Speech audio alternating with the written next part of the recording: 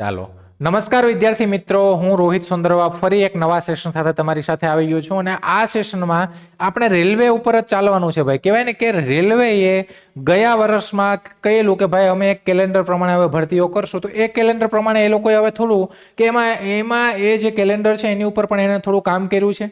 ગયા વર્ષની જે ભરતીઓ છે તો તમે જોઈ લો કે ગયા વર્ષે એનટીપીસી આવી હતી, એના પછી ગ્રુપ ડી ની આવેલી, એએલપી આવેલી, ટેકનિશિયન આવેલી, તો બધા ભરતીમાં ઘણી બધી ભરતીઓ એવી છે કે જેની ભરતી પ્રક્રિયા પૂરી થઈ ગઈ અને અમુક ભરતીની પરીક્ષા છે હજી CBT 1 એટલે કે એનટીપીસી ની CBT 1 લેવાઈ ગઈ છે, CBT 2 બાકી છે.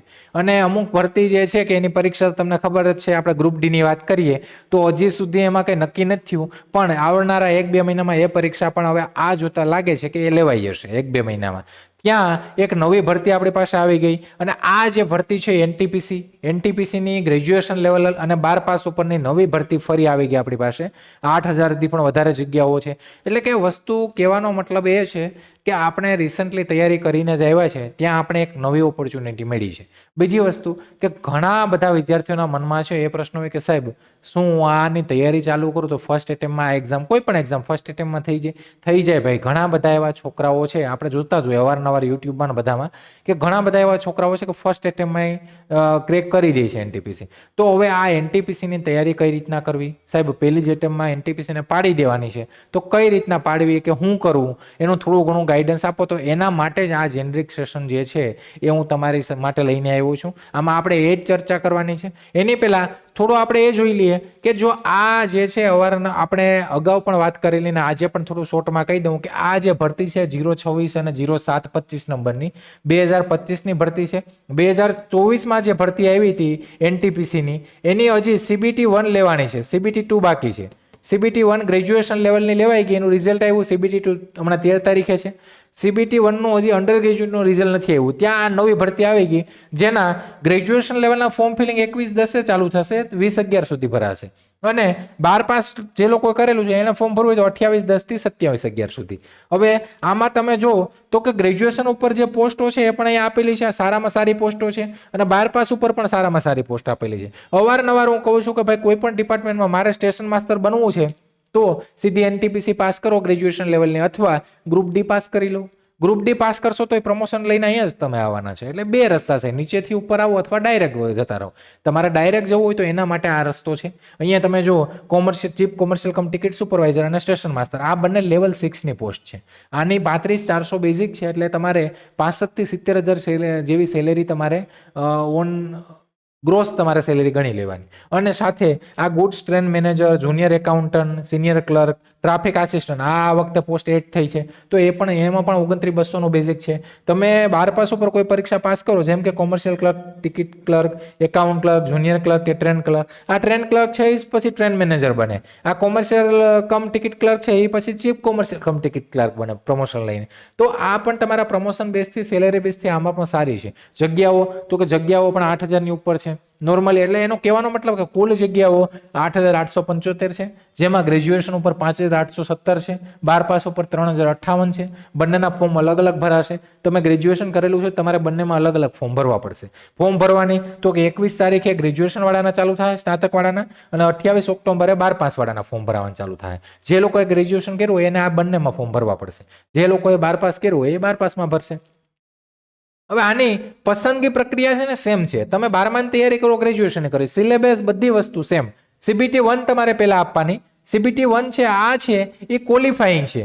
ક્વોલિફાઈંગ એટલે કે તમારે આમાં મેરિટમાં આવવાનું. તમે મેરિટમાં આવી જાઓ એટલે તમને છે ને CBT 2 માટે બોલાવે. CBT 2 છે એ પરીક્ષા છે, આ તમારી જે પરીક્ષા છે એ તમારી ફાઇનલ સિલેક્શન આની ઉપરથી થશે તમારું. અમુક પોસ્ટ એવી છે કે એમાં તમારું સીધું ડાયરેક્ટ આ તમે પાસ કરશો, મેરિટમાં આવશે એટલે તમારું સીધું સિલેક્શન. અમુક પોસ્ટ જેવી કે સ્ટેશન માસ્ટર તો તમારે એમાં સાયકો ટેસ્ટ આપવી પડે. તમારે ટાઈપિંગ વાળી અમુક પોસ્ટ છે તો એમાં ટાઈપિંગ ટેસ્ટ આપવી પડે. તો ટાઈપિંગ ટેસ્ટ, એપ્ટિટ્યુડ ટેસ્ટ તમારે દેવાની, જેમ કે ટાઈપિંગ વાળી પોસ્ટ છે એમાં, અથવા સ્ટેશન માસ્ટરમાં સાયકો ટેસ્ટ જે આવે એપ્ટિટ્યુડ ટેસ્ટ. એના પછી તો કે એના પછી તમારું સીધું આ દસ્તાવેજ ચકાસણી એટલે કે તમારું ડોક્યુમેન્ટ વેરિફિકેશન થશે અને લાસ્ટમાં તમારું મેડિકલ થશે. આના પછી તમારું જે પણ તમે પોસ્ટ ઉપર લાગ્યા હોય એનું તમને ડાયરેક્ટ ઓર્ડર આવીને આપી દે કે લો ભાઈ આ તમારો ઓર્ડર પોસ્ટમાં કુરિયરમાં આવી જશે અને તમે જાઓ નોકરી ઉપર. એના પછી પરીક્ષા પદ્ધતિની વાત કરીએ તો કે ભાઈ CBT 1 ને 2 સાહેબ લેવાય, પણ શું આવે એમાં તો કે CBT 1 છે એ 100 માર્કની, 90 મિનિટનો સમય અને એમાં 3 જ વિષયની તૈયારી કરવાની. એ જ 3 વિષય પાછા તમારે CBT 2 માં લઈ જવાના. પણ ફરક શું કે અહીંયા CBT 1 100 માર્કની, અહીંયા 120 માર્કની થઈ જાય. પણ ભાઈ અહીંયા મેઇન વસ્તુ એ છે કે ટાઈમ તમારો એને એ જ રહેશે. અહીંયા 90 મિનિટમાં તમારે 100 પ્રશ્ન કરવાના, અહીંયા 90 મિનિટમાં તમારે 120 પ્રશ્ન કરવા પડશે. CBT 1 જે લોકો પાસ કરશે CBT 2 માં જશે. આ સિલેક્શન સ્ટેજ છે, આ સિલેક્શન માટે ઇમ્પોર્ટન્ટ છે. પણ તમારે 120 ક્વેશ્ચન 90 મિનિટમાં એટેમ્પ કરવા પડશે. ક્વેશ્ચન તો કે અહીંયા સામાન્ય જ્ઞાન અને કરંટ અફેરના 40 પ્રશ્ન, ગણિતના 30 પ્રશ્ન અને રીઝનિંગના કેટલા પ્રશ્નો? 30 પ્રશ્ન. આના જ 60 માર્ક છે. તો એમાં ફરક શું થશે કે આ 40 છે એના અહીંયા 50 થઈ જાય, અહીંયા 30 છે તો એના 35 થઈ જાય, અહીંયા 30 છે તો એના 35 થઈ જાય. એટલે કે સિલેબસ બધી વસ્તુ એને જ લઈને તમારે ચાલવાનું છે. તમારે એક જ તૈયારીમાં તમારે 2 પરીક્ષાઓ આપવાની છે. તો આ તૈયારી સાથે તમારે આગળ જવાનું છે. હવે સાહેબ, હવે મારો ગોલ મને ખબર હોવી જોઈએ. સફળતા માટે મારે હું શરૂઆત શું કરવી, મારું પહેલું પગથિયું મારે કઈ પાપા પગલી ક્યાંથી માંડવી? તો પહેલી વસ્તુ કે ભાઈ જે લોકો ફર્સ્ટ ટાઈમ તૈયારી ચાલુ કરે છે અથવા જે લોકો લોંગ ટાઈમથી તૈયારી કરે, એક વસ્તુ હંમેશા ધ્યાન રાખજો કે એક માઇન્ડસેટ તો હંમેશા રાખવો પડશે કે જે તૈયારીમાં તમે જે ભરતીને ટાર્ગેટ કરો છો તો એ ભરતીની જ તૈયારી કરો. આસપાસ ઘણી બધી ભરતીઓ આવશે તો બધામાં તમારે ફોર્મ ભરવા હોય તો ભરી શકો, પણ મેન તમારો એક જ ટાર્ગેટ હોવો જોઈએ. રેલવે NTPC એટલે રેલવે NTPC. તો પહેલી વસ્તુ કે ભાઈ ફર્સ્ટ એટેમ્પ, ફાઇનલ એટેમ્પ, આ જ તમારે માઇન્ડસેટ સાથે ચાલવું પડશે કે આ મારી ફર્સ્ટ એટેમ્પ છે, એ જ ફાઇનલ એટેમ્પ છે. માની લો અમુક એવા વિદ્યાર્થીઓ હશે કે જેને એજમાં લાસ્ટ યરમાં હશે, એજ ક્રાઇટેરિયા હોય આમાં કે ભાઈ 18 થી 30 વર્ષવાળા ફોર્મ ભરે, 18 થી 35 વર્ષવાળા ફોર્મ ભરે, તો 30 વર્ષની એજમાં છેલ્લા વર્ષમાં હશે. એના માટે તો આ છેલ્લી જ એટેમ્પ છે ને. તો એ લોકો શું માઇન્ડસેટથી ચાલતા હશે કે ભાઈ આ છેલ્લી છે, બસ લડી લેવું છે ગમે એ રીતે. તો આપણે તો હજી ફર્સ્ટ એટેમ્પ આપતા હોય ને તો આપણે પણ એ જ વસ્તુ કરવાની છે કે મારી આ ફર્સ્ટ એટેમ્પ, ફાઇનલ એટેમ્પ. સમજાણું ને? NTPC એક્ઝામ પેટર્નને સમજો કે ભાઈ આની એક્ઝામ પેટર્ન શું છે તમને ખબર હોવી જોઈએ. મેં તમને કહી જ દીધું હમણાં. પણ એમાં પણ એનો સિલેબસ શું છે કે ભાઈ કયા કયા ચેપ્ટર પૂછાય, ગણિતમાં કયા પૂછાય, રીઝનિંગમાં કયા પૂછાય, તમારા એની સાથે સાથે જીકે કરંટ અફેરમાં શું આવે, જીકેમાં સ્ટેટિક કેટલું આવે, ઇતિહાસના પ્રશ્નો ક્યાંથી આવે, મુગલના આવે, દિલ્હી સલ્તનત આવે, આપણે જે મોડર્ન ઇન્ડિયા છે એના આવે છે, સિંધુ ઇન્ડસ વેલી સિવિલાઇઝેશન આવે છે. તમે સાથે ગણિતમાં તો કે ભાઈ કયા કયા ચેપ્ટર કયા વધારે પ્રશ્ન પૂછાય, રીઝનિંગમાં કેવા પ્રકારના પ્રશ્ન પૂછાય એ મને ખબર હોવી જોઈએ. સાથે કયા વિષયમાં તમે સ્ટ્રોંગ છે ને એ તમને ખબર હોવી જોઈએ. એટલે કે સ્ટ્રોંગની સાથે સાથે તમારી જે વીકનેસ છે એ પણ તમને ખબર હોવી જોઈએ કે તમે કયા વિષયમાં સ્ટ્રોંગ છે.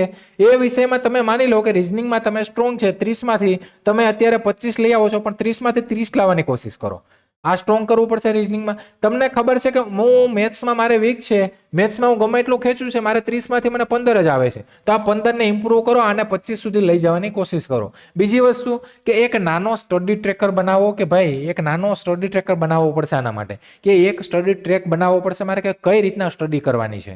UPSC નથી પાસ કરવાની, આપણે 10-12 કલાકની મહેનત નથી કરવાની, પણ દરરોજની 4-5 કલાકની મહેનત, એ પણ પદ્ધતિસર. એટલે રેલવેની પરીક્ષા તમે ઇઝીલી પાસ કરી શકશો. આગળ 60 દિવસનો સ્ટડી પ્લાન આપણે બનાવવાનો છે અને આ 60 દિવસ અત્યારે ઓક્ટોબર નવેમ્બરમાં ફોર્મ ફિલિંગ થાય છે. ઓક્ટોબર નવેમ્બર ફોર્મ ફિલિંગ, માની ચાલો કે આ 2-3 મહિનાનો ટાઈમ આપે તો ડિસેમ્બર, જાન્યુઆરી, ફેબ્રુઆરી બાદ કરીએ એટલે માર્ચની આજુબાજુ તમારી એક્ઝામ આવે. માર્ચની આજુબાજુ એટલે એનો મતલબ 90 દિવસનો ટાઈમ હોય, પણ આપણે 60 દિવસના સ્ટડી પ્લાન સાથે ચાલવાનું છે. આ તમારે પ્લાન, તમારે સેલ્ફ સ્ટડી પ્લાન એક બનાવવાનો છે. કઈ રીતના? તો કે ભાઈ પહેલા 2 વીકમાં મારે કોન્સેપ્ટ અને ફોર્મ્યુલાની પ્રેક્ટિસ કરવાની છે. મને કોન્સેપ્ટ પર સબ્જેક્ટ પર ચેપ્ટર કોન્સેપ્ટ પહેલા ક્લિયર હોવો જોઈએ, પછી મારે ફોર્મ્યુલા ઉપર કામ કરવાનું છે. 3જા અને 4થા વીકમાં તો કે મેથ્સ અને રીઝનિંગ જે છે એની ટ્રિક્સ, કે પહેલા કોન્સેપ્ટ ક્લિયર થાય પછી ટ્રીક ઉપર જવાનું છે. અને GS નું જે જનરલ સ્ટડી છે એનું તમારે રિવિઝન કરવાનું છે. તમે કરંટ અફેર લાસ્ટ ટાઈમ ઉપર કરો તો પણ ચાલે, પણ કરંટ અફેર પણ ડેલી બેઝ ઉપર તમારે થોડું થોડું કરતું જવાનું છે. વીક 5માં તો કે 5મા વીકમાં તમારે શું કરવાનું કે પ્રીવિયસ પેપરથી તમને ખબર પડશે. કેમ કે હમણાં NTPC ગ્રેજ્યુએટ લેવાઈ ગઈ, અંડર ગ્રેજ્યુએટ લેવાઈ ગઈ, CBT 1, તો એના પ્રીવિયસ પેપર તમે જોશો, તમને ખબર પડી હશે કે ભાઈ કેવા પ્રશ્નો આવે છે, ક્યાંથી પ્રશ્નો આવે છે, કઈ પેટર્ન છે, એ બધી વસ્તુ તમને મળશે. અને સૌથી ઇમ્પોર્ટન્ટ મોક ટેસ્ટ, કે ભાઈ મોક ટેસ્ટ આપતા રહેવાનું. મોક ટેસ્ટ શા માટે? તો કે તમારી એક્યુરેસી અને સ્પીડ છે અહીંયાથી મેન્ટેન થશે. તમે પછી તમને જે એક્ઝામનું લેવલ છે એ તમારી ઉપર હાર્ડ લેવલ તમને લાગે કે એક્ઝામનું જે લેવલનું આપણી ઉપર કહેવાય ને કે ટેન્શન આવી જાય એ ટાઈમે, એ વસ્તુ નહીં આવે. સ્પીડ એક્યુરેસી માટે સૌથી બેસ્ટ છે તમારી મોક ટેસ્ટ તમે આપતા રહો. અને વીક 6માં શું તો કે હવે છેલ્લા જે 6થું વીક છે એમાં તમારે ફૂલ રિવિઝન અને તમારી સ્પીડ પ્રેક્ટિસ કરવાની છે. કે તમે જે આગળના બધા વીકમાં જે વસ્તુ કરી એનું ફૂલ રિવિઝન કરો અને તમારી સ્પીડ જેમ બને એમ વધો. કે તમે 100માંથી પહેલા શરૂઆતમાં ભલે 50-55 એટેમ્પ થતા હોય, પછી 60 કરો, 70 કરો, 80 કરો, જેટલા મેક્સિમમ એટેમ્પ થાય એટલા એક્યુરેસી સાથે એટેમ્પ કરવાની સ્પીડ તમે મેન્ટેન કરો એમ. વિષય મુજબ ટાર્ગેટ એપ્રોચ રાખો. તો કઈ રીતના? તો કે ભાઈ મેથ્સ છે તો મેથ્સને દરરોજ 1.5 કલાકનો ટાઈમ આપવાનો છે મારે. તમારે રિઝનિંગ છે તો રિઝનિંગને દરરોજ 1.5 કલાકનો ટાઈમ આપવાનો છે. અને જીએસ અને કરંટ અફેર છે તો એને તમારે 1 કલાકનો ટાઈમ આપવાનો છે. હવે કેવી રીતે? તો કે પહેલા તમારે કોન્સેપ્ટ સમજવાનો. ચેપ્ટર છે તો એમાં કયો કોન્સેપ્ટ છે, શું છે એનો એકદમ બેઝિકથી તમે સમજી લો. એમાં પછી કયો ફોર્મ્યુલા છે લાગે છે એ સમજી લો. એની સાથે શોર્ટ ટ્રીક કે જે લાગતું એ તમે યુઝ કરો અને છેલ્લે તમારે પ્રેક્ટિસ કરવાની છે. આ પેટર્નથી તમારે તૈયારી કરવાની છે. આમાં પણ સેમ, રિઝનિંગમાં પણ કોન્સેપ્ટ અને શોર્ટ ટ્રીક તો એ પ્રમાણે તમારે તૈયારી કરવાની છે. અને જીએસમાં તો કે એની નોટ્સ જ બનાવવાની. આમાં આપણે ડિસ્ક્રિપ્ટિવ ક્યાંય લખાણવાળા પેપર નથી આવતા CBT 1-2માં. એટલે આમાં નોટ્સ જ બનાવવાની. તમને પોઈન્ટ યાદ રહી જાય એવી રીતે શોર્ટ નોટ્સ તમારે બનાવતી રહેવાની. કરંટ અફેર છે, જીએસ છે અને ડેલી રિવિઝન કરવાનું. કેમ કે આ રિવિઝન નહીં કરો ને તો જીએસ પોર્શન તમને યાદ નહીં રહે. આ બે સબ્જેક્ટ એવા છે કે આ કેલ્ક્યુલેટિવ છે. તમારે મગજમાં એક વખત તમને પેટર્ન ખબર પડી ગઈ એટલે તમને ગમે એવો પ્રશ્ન હું આપીશ તમે કરી દેશો. પણ આ વસ્તુમાં તમારે સતત રિવિઝન કરતું રહેવું પડશે. આગળ વધીએ તો કે ઇફેક્ટિવ ડેલી રૂટીન બનાવો. હવે ભાઈ પેલું કહેવાય કે મારે કંઈક પામવા માટે કંઈક તો કંઈક મારી મહેનત લગાડવી પડશે, કંઈક પણ તો ભોગ આપવો પડશે. કહેવાય કે મહેનતનું તમને ફળ મળશે પણ તમારે મહેનત એકદમ તનતોડ કરવી પડશે. થોડો ટાઈમ તમારે મજબૂત થવું પડશે. તો એના માટે એક ડેલી રૂટીને બનાવવું પડશે. બધી વસ્તુ છોડવી પડશે. સિવાય કેના? તો કે આરઆરબી એનટીપીસી સિવાય. તો તમારે મોર્નિંગમાં સવારમાં 6 થી 8માં કે સવારમાં ઉઠતાની સાથે 6 થી 8ના ટાઈમમાં તમારો આપણો માઇન્ડ એકદમ ફ્રેશ હોય, આપણે સૂઈને ઉઠેલા હોય તો સવારમાં આપણે 6 થી 8માં ગણિત લેવાનું છે. ગણિતના ફોર્મ્યુલા અને ગણિતની ફોર્મ્યુલા પ્રેક્ટિસ, શોર્ટ ટ્રિક્સ એ બધી વસ્તુ કરવાની છે. હવે બપોરમાં તો કે આફ્ટરનૂનમાં 1 થી 3માં તમારે રિઝનિંગના ક્વેશ્ચન લેવાના છે. અને તમારે ઇવનિંગના ટાઈમમાં 7 થી 9માં તમારે જીકે કરંટ અફેર લેવાનું છે. આ પ્રમાણે તમારે ડેલી બેઝ ઉપર 2-2 કલાક, 1-1 કલાક, 1.5 કલાક તમે જે પણ ટાઈમ આપો, સ્ટાર્ટિંગથી થોડો ઓછો ટાઈમ આપો પછી વધારતો જવાનો છે. બિફોર સ્લીપ એટલે કે સૂતા પહેલા તમારે ક્વિક રિવિઝન અને મોટિવેશનનું થોડું પણ જોવાનું છે. આ તમે જે આખા દિવસમાં જે વસ્તુ કરી એમાં આનું તમે રિવિઝન નહીં કરો તો પણ ચાલશે. કેમ કે એ પેલું છે કેલ્ક્યુલેટિવ છે. તમારે મેં તમને કીધું અગાઉ કે તમારામાં કોન્સેપ્ટ ક્લિયર બેસી ગયો એટલે તમને ગમે એવો દાખલો હશે આવડી જશે. પણ એકવાર નજર મારી લો અહીંયા પણ ખાસ આનું તમારે રિવિઝન કરી જ લેવાનું છે, કરંટ અફેર અને જીએસનું. કેમ કે ત્યાંથી તમે પ્રશ્ન એવા છે કે તમે વાંચશો ને સીધો તમારો જવાબ આવશે. આગળ હવે સાહેબ આની સ્માર્ટ સ્ટડી ટિપ્સ શું આના માટે? તો ટિપ્સમાં એવું ન હોય પણ તમને હું એક કહી શકું ભાઈ આ પ્રમાણે તમે કરો તો આમાં આપણે સફળ થાય જ અને સફળતા મળે જ. પણ આમાં એવું નહીં કે ભાઈ કહી દીધું એટલે આમ કરશું એટલે આપણે પરીક્ષા પાસ, એવું નથી. પણ અગાઉ જ મેં કીધું કે ભાઈ આપણે થોડી આપણી એફર્ટ, આપણી મહેનત અને થોડોક આપણે ભોગ આપવો પડશે. કેમ કે આપણે સરકારી નોકરી મેળવવાની છે. કાલે સવારે આપણે સરકારી નોકરી મળશે, આપણે તૈયારી કરીને બીજાને નથી મળવાની. તો એના માટે તમારે દરરોજ 2 થી 3 મોક ટેસ્ટ તમારે આપવી પડશે. દરરોજ સ્માર્ટ ટિપ્સ શું છે? તો કે દરરોજ 2 થી 3 મોક ટેસ્ટ આપો. શા માટે આ કહું? તો કે તમારે અહીંયા તમારી એક તો એક્યુરેસી મેન્ટેન થશે. એક્યુરેસી એટલે કે તમે કેટલા રાઈટ કરો છો, એટેમ્પ કરો છો એમાંથી તમારા મેક્સિમમ રાઈટ થઈ, અને એક સ્પીડ. આ બે વસ્તુ મેન્ટેન થશે. અને બીજું વસ્તુ કે તમને કેટલી વસ્તુ આવડે છે એ તમને ખબર પડી જશે. એની સાથે પીવાયક્યુ ઉકેલો. પીવાયક્યુ એટલે પ્રીવિયસ યર ક્વેશ્ચન. અગાઉની રેલવેની જે પરીક્ષાઓ છે એમાં જેટલા પણ પરીક્ષામાં પ્રશ્નો પૂછાય છે બધા ઉકેલો. એનાથી તમને પેટર્ન સમજાઈ જાય કે કઈ પેટર્ન છે, ક્યાંથી પ્રશ્નો આવે છે. સેમ બેઠે બેઠા એવા જ આવશે, ખાલી રકમ આમથી આમ ચેન્જ થયેલી હશે. કોઈક નવી પેટર્ન આવે પણ એ જ વસ્તુ હોય પણ થોડું ઘણું આમથી આમ ઊંધા કાન પકડવાની કોશિશ કરે આ લોકો. બીજું કંઈ આમાં નવું હોય નહીં. કોન્સેપ્ટ ક્લિયર કર્યા પછી શોર્ટકટ વાપરો. તો અમુક આપણે લેક્ચર લેતા હોય કે ભણાવતી વખતે ઘણા સ્ટુડન્ટ એવા હોય ને કે સાહેબ શોર્ટકટ આપો ને ડાયરેક્ટ. ભાઈ શોર્ટકટમાં ડાયરેક્ટ ના જવાય, અટવાઈ જવાય. પહેલા કોન્સેપ્ટ ક્લિયર કરો પછી શોર્ટકટને વાપરો. ઠીક છે? તો પહેલા કોન્સેપ્ટ ક્લિયર કરવાનો છે પછી શોર્ટકટ વાપરવાની છે. ડિફિકલ્ટ ટોપિક્સ માટે ઓડિયો નોટ બનાવો. તમને કોઈ ટોપિક છે ડિફિકલ્ટ લાગે છે તો આપણે કહેવાય કે વિઝ્યુઅલી આપણે જોયેલો અને સાંભળેલો હોય ને આપણે વધારે યાદ રહી જાય. તો જે ડિફિકલ્ટ તમને ટોપિક લાગતો હોય એની તમે ઓડિયો નોટ બનાવો ને એ તમે સાંભળો તો તમને એ તમે ઇઝીલી કરી શકશો. હવે પ્રથમ પ્રયાસમાં સફળતા માટે ફોર્મ્યુલા શું? તો કે સાહેબ આ પ્રથમ પ્રયાસમાં પાસ થઈ જાય. હા, પાસ થઈ જાય. કે શા માટે ના થાય? ઘણા વિદ્યાર્થીઓ પાસ કરે છે. તો એનો ફોર્મ્યુલા શું કે ભાઈ પ્રથમ પ્રયાસમાં કેમ પાસ થાય? તો તમારે એક તો ફોકસ રાખવું પડશે. ક્યાં? તો કે આરઆરબી એનટીપીસી ઉપર જ ભાઈ. બીજું બધી મારે સાઈડનું જેટલું પણ છે, મારે તહેવારો છે, પ્રસંગ છે, પછી મારે ફરવાનું છે, આ છે તે છે, બધી વસ્તુ સાઈડ પર મૂકવી પડશે. જ્યાં સુધી આની તૈયારી કરું છું ત્યાં સુધી ફોકસ ઓનલી એનટીપીસી ઉપર જ રાખવાનું છે. પ્રેક્ટિસ સતત કરતી રહેવી પડશે. ગણિત, રિઝનિંગ અને જીએસને એકદમ કહેવાય ને કે ઊંડું ઉતરી જવાનું છે એમાં. બીજું રિવિઝન. રિવિઝન તો કે ભાઈ હું આ બે વસ્તુ તો કરું, પણ મને રિવિઝન શા માટે, તો કે એકને એક વસ્તુ મારે રિવિઝન કરતી રહેવી પડશે, જેથી મને મગજમાં છપાઈ જાય, યાદ રહે, ભૂલાય નહીં. અને તો આ 3 વસ્તુ તમે કરશો ને એટલે સિલેક્શન ઓટોમેટિક સામે ચાલીને તમારી પાસે આવશે. એવું નથી કોઈ પણ ભરતીમાં સિલેક્શન તમારી સામે ચાલીને આવશે, પણ થોડો ટાઈમ તમારે બધી વસ્તુ સાઈડ પર મૂકીને જેની તમે તૈયારી કરો એની ઉપર તમારે પૂરેપૂરું ફોકસ કરવું પડશે. કેમ કે ભાઈ પછી આપણે નોકરી મળે ને પછી આપણે બધી વસ્તુ કરવાની જ છે, પણ પહેલી વસ્તુ આપણે આ કરી લઈએ અત્યારે, ઠીક છે, આ સમય છે. પછી આપણે પાસે સમય નહીં રહી અને પછી આપણે પાછળ જતા આપણે અફસોસ થાય ને પેલું થાય, પછી કહેવાય ને કે ભાઈ ચીડિયા ચૂક ગઈ ખેત, એના જેવું છે કે ભાઈ પછી સમય જતો રહ્યો ને પછી આપણે ઓલું કહેવાય પૂરું આવ્યું ને પાડો બાંધવા બેઠીએ, એના જેવો કંઈ મતલબ છે નહીં. એટલે અત્યારેથી લાગી જજો. દરરોજ 1% ઇમ્પ્રુવમેન્ટ પર ધ્યાન આપો. તો જો હું પહેલા દિવસે તૈયારી કરું તો હું કંઈ 100% સંપૂર્ણ સર્વગુણ સંપૂર્ણ કોઈ ના હોય, તો પહેલા દિવસે કંઈ 100% મારામાં નથી આવી આવવાનું, પણ ડેલી હું ખાલી 1% હું 0.50% પણ સુધારો કરીને મારામાં થોડું ઇમ્પ્રુવમેન્ટ કરીને તો આ 100% થતા વાર નહીં લાગે, અને 100% થશે તમારું સિલેક્શન થતા પણ વાર નહીં લાગે.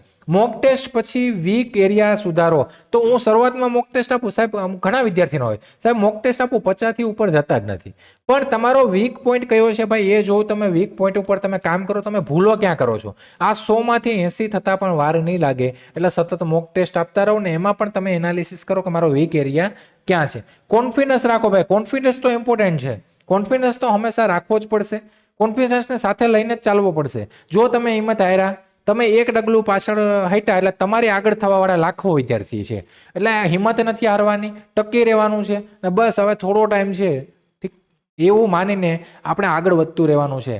મારી અને ભરતી વચ્ચે જ્યારે તમે તૈયારી છોડવાની વાત કરશો ને તો એ એવો ટાઈમ હશે કે તમારી સામે કહેવાય ને કે થોડોક ગાડું રહ્યું હશે તમારી અને નોકરીની વચ્ચે, અને તમે ત્યારે હિંમત હારી હશો તો એ જે છે બીજો જણો ત્યાં આગળ થઈ જશે. એટલે હંમેશા હિંમત રાખવાની છે, અને આ એક સાથે ચાલવાનું કે આઈ કેન ક્રેક એનટીપીસી, કે ગમે એ થાય એનટીપીસી હું ગમે એમ કરીને હું પાસ કરી શકું ને હું કરી લઈશ, થઈ જશે. બસ પહેલો પ્રયાસ જ તમારો છેલ્લો મોકો છે. આગળ કીધું એમ કે ફર્સ્ટ એટેમ્પ એ જ લાસ્ટ એટેમ્પ છે એવું માનીને ચાલો.